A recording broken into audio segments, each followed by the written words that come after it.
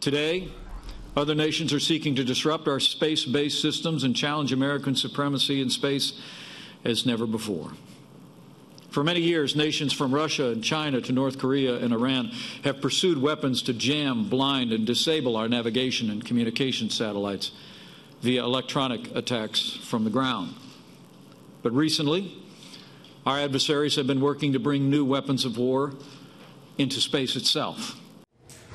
That was Vice President Mike Pence today, talking about the dangers of warfare in space. The Trump administration is planning to create the Space Force by 2020. This is an effort to keep Americans and our space interests safe. So now to discuss this with all of us, former astronaut Scott Kelly. Captain Kelly, thank you for being here with us. It's a huge topic.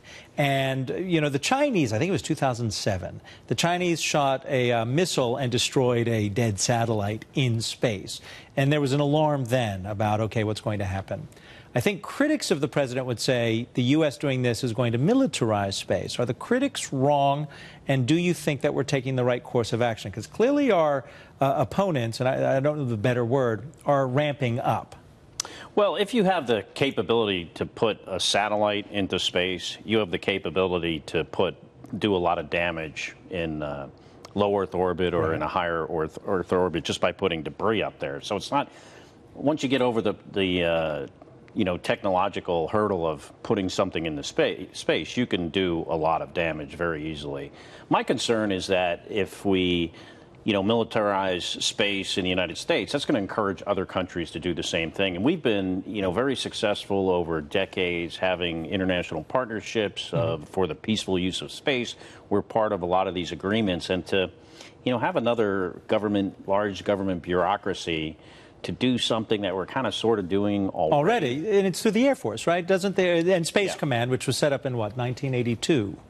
We got Space Command. But the Air Force is right now primarily responsible for these kinds of things. And that's true. And actually the Air Force and DOD disestablished the Space Command, I think, in 2002, because I think there were a lot of redundancies, and they were, it just seemed like a better fit to fold those capabilities back into the U.S. Air Force. And now we're talking about another branch of our armed services. The administration is going to request $8 billion to establish this new branch of the Department of Defense. I've already read some of the critics. Mr. Ellis over at Taxpayers for Common Sense are saying this is not Space Force. They call it Space Farce.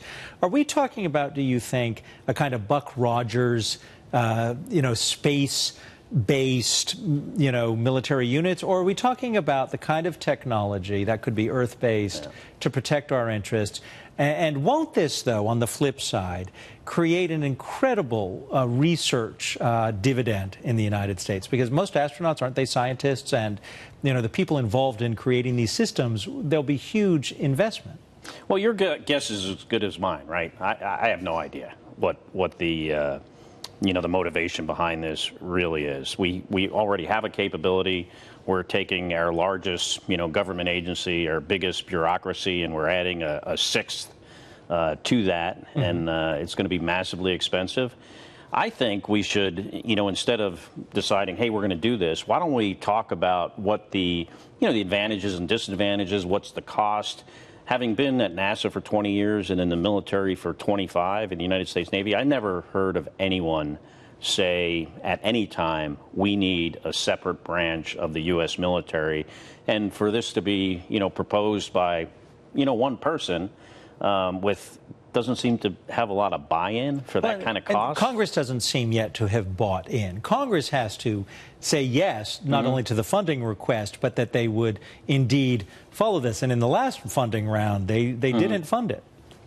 That's true, and we'll see what happens. I just would like to know that there's a need before we decide to spend $8 billion, money that could be used elsewhere. Among your colleagues, and no names, but other astronauts and other people, scientists who are involved at NASA, do they talk about this issue, and do they talk about it in terms of a waste of money, or do they talk about it in terms of a practical use of our funds? I have not had anyone say that this is a practical use of $8 billion, at least to me. So I have not come across anyone that has taken this very seriously and think it's something that is, a necessary part of our defense strategy.